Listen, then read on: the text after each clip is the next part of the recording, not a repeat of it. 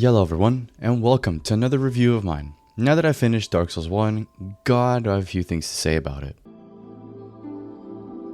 Dark Souls 1, the first entry in the Dark Souls trilogy and the most praised, recognizable, and generally most appreciated Souls game out of all that From Software has made. Now, although Elden Ring is up there wouldn't be no Elden Ring if Dark Souls 1 didn't succeed the way that it did. I'm not going to go too deep into the history or background behind the game, I'm mostly talking about my experience. I hope you enjoy.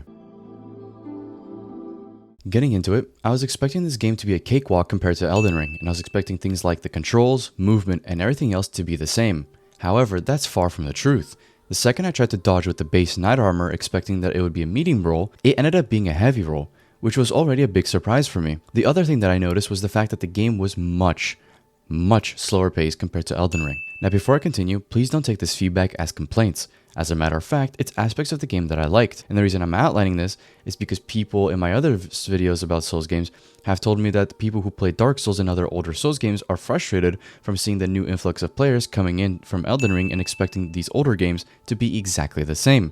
And yes, even though I just initially came off as one of those, I wasn't anticipating the game to be exactly the same. I was implying that the game would feel similar yet different, but anyways, this then causes Elden Ring players to complain. But each game is made differently and inherently has their own touch, which I would like to know I very much enjoy since it allows me to experience something different every single time. In my Elden Ring review, I said that the gameplay felt grounded, but this one takes that to the max. Like, this game makes me feel very knight-like and like a regular person fighting against monsters and gods, compared to the main character in Elden Ring, the Tarnished, although weak, can still absolutely mess up gods. But that's besides the point. The overall feel of this game is just very nice. Even though I played the Remastered, I read that From Software barely changed the game from its original version, which came out in 2012. So even though it allowed me to basically experience the same game from 2012, it almost at times felt like a game from 2012, in the sense that some hitboxes were quite shite, and sometimes polishment was subpar. However, for the most part, this game was quite enjoyable, and I can't wait to go back and play it again. But as always, good things have to come to an end, especially when you get to the second half of the game. To be honest, I thought people were just dogging on this just because, but no. Their warnings of the second half being rushed and underdeveloped was really true. However, this did not make me stray away from the game, because the game was still very good and fun, even at its lowest parts. After getting through the Demon Runes, Lost Izalith, and Tomb of the Giants, I got to a point of the game where I was about to finish it. I had gotten the 4 Souls of Lords to open the doors to get to Gwyn, I think that's how I'm pronouncing it. But before doing that, I decided to head into the DLC and beat that first. The DLC was already much better than the base game, which reasonably makes sense. I was expecting this DLC to be a bit bigger in terms of both content and map size, but it was quite small and all the bosses were closely put together, so it almost felt like a boss rush mode, but with little breaks in between them. Nevertheless, once I defeated all the bosses and the bastard cunt that Manos is, I went back to defeat Gwyn. At this point in the game, I was decently overleveled. I think I was like 90 or something, I'll display on screen. But that didn't matter, because this game is Dark Souls after all. It still took me some time to beat Gwyn, and after 4 tries, I had finished the game. And even though I summarized a lot of things and highlighted just which bosses I fought, this game is still very well made and a wonderful experience.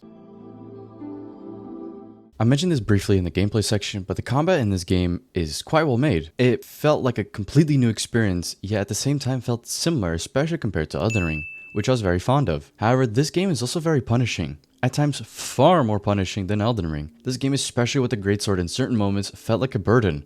Like, don't get me wrong, when you get a hit on an enemy or time the perfect dodge, it's a very enjoyable feeling. But at the same time, if you miss things, it's going to cost you basically your life. And here you might say, well, no shit, that's what Souls games are supposed to do. And you're right, but I'm saying this game is almost taking the piss out of you. I hate to keep comparing to Elden Ring, but that's my only measuring stick that I have. But anyways, in Elden Ring, if you get ganked, you still have a chance of getting back up and fighting off the boss or the horde of enemies. In Dark Souls, I'm going to be straight up. If you're on the ground and your character is taking their sweet ass time to get up while only having a quarter of their HP left, just give up. The bosses and enemies in this game have no chill. If you fuck up, they'll continue to punish you until you've gotten your footing back or you have died, which is what happens 90% of the time. But whenever you defeat an enemy, it feels quite rewarding. The boss movesets were quite bland, but again, it makes sense since this was the second Souls game ever made, so I'll cut it some slack there. But the fucking hitboxes, I can't fucking forgive.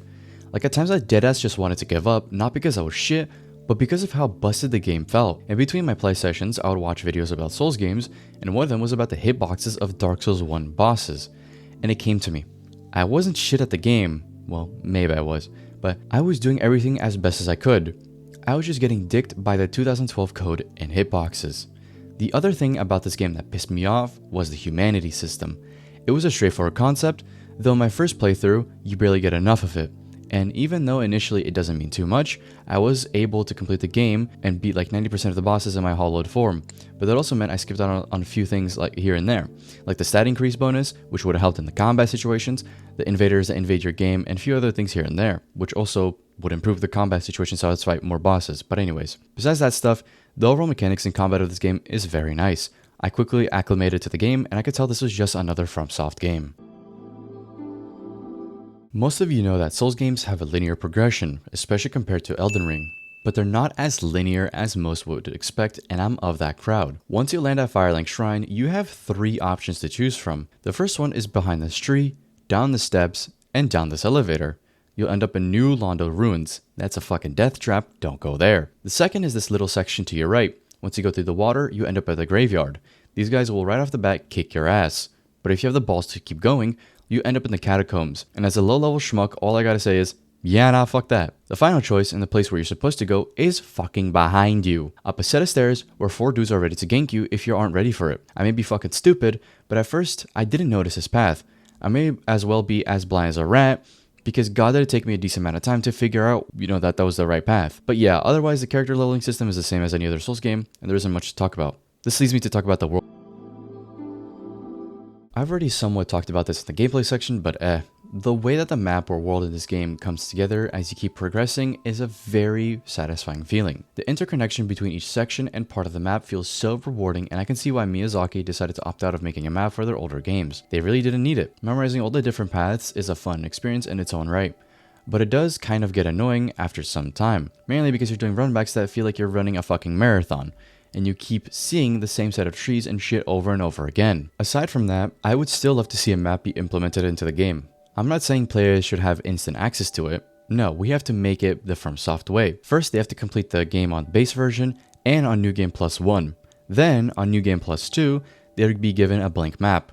Players would then have to go around to specific places and get chunks of the map and piece it together, similar to what Elden Ring does, and only then will players be allowed to have a map. That's a little idea of mine, but otherwise, the buildings and overall architecture of this game is second to none. As I said before, almost every place is interconnected with one another. You can enter New Londo Ruins from the Firelink Shrine, or from the complete opposite side, given if you have progressed the game far enough to do so. And you will still feel like you're exploring a brand new area, even though it's the same area, but you just discovered a different path to get there. On a similar note, even though dated, the graphics of this game are still very... The graphics of this game continue to hold up. Like, yes, you can tell at times that they're dated, but the graphics can, and in certain situations, do look better than some modern games, even ones that AAA studios put out. During this time, Miyazaki and FromSoft were still trying to perfect their art style and art direction, but you can slowly see it being shaped with each and every game, and that's another aspect I look forward to with every Souls game that I play. Seeing things be evolved and innovated is a key thing that attracts me even more. Despite not having played Demon Souls and won't anytime soon, Sony please fucking port or give FromSoft a try, I can tell that they've already changed things around to set Dark Souls apart from Demon Souls. Even if the two look similar, they still have their own art direction in mind. Therefore, I just gotta say that the look of this game is just, it's just nice. I don't know how else to describe it.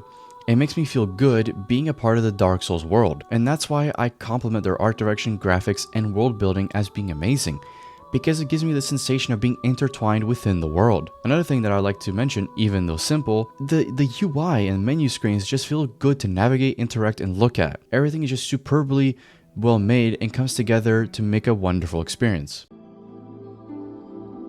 Another key factor which made me appreciate my experience of Dark Souls 1 even more is the audio and music that this game has to offer. I never knew that like half of the songs in this game were used in memes that were made before 2020. Songs like The Great Grey Wolf Sif,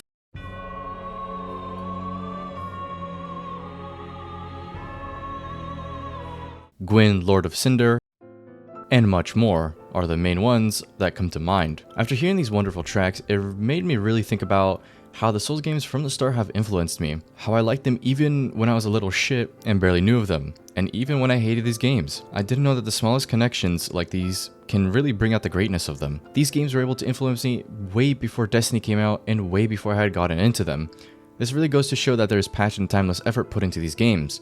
Or just my nostalgia blinding me, I don't fucking know. The actual audio of this game is simple, it's just like Elden Ring. It gets the job done and makes the player feel like every single little thing is, being interpreted to them. However, some of the walking sounds and other basic things get reused a decent amount, so it can get annoying. Once again, I know fuck all about this game's lore as well. The only thing that I've retained is the things that are explicitly presented to me throughout the game, and that's about it. Unfortunately, I'm starting to see a pattern with myself, and it's that I can't follow the lore, but at the same time, it makes sense because it's very cryptic and vague, so it would make sense why I have a hard time following along. I'll try to do better with my next game, and this finally leads me to my final thought. I'm not sure how long this video is going to turn out, but comparing to my Elden Ring script, it might be a decent amount shorter. But anyways, now that I've completed this game, my final thoughts for this game is, well, it's amazing. Most people, including my friends, tend to not bother playing the older games, which is fair. They either try out Sekiro, Dark Souls 3, or if they can, Bloodborne as well. But for me, I like being able to look at the history of each game and seeing how From Software and Miyazaki slowly developed their games and become who they are now. Seeing their progression is quite nice, and honestly, Dark Souls has been a wonderful follow-up to Elden Ring. My next game is going to be a game that's hated by many, but I would like to give it a fair try. But before that game, I think I have a different game review made, so look out for that one. As for my grade for Dark Souls 1, I gotta give it a solid A. It's up there for sure. I'll see how my list might change or stay the same as I play more of these games, but for now, this is where my game ranks in the list. Anyways, thanks for watching, and that's all from me. See ya.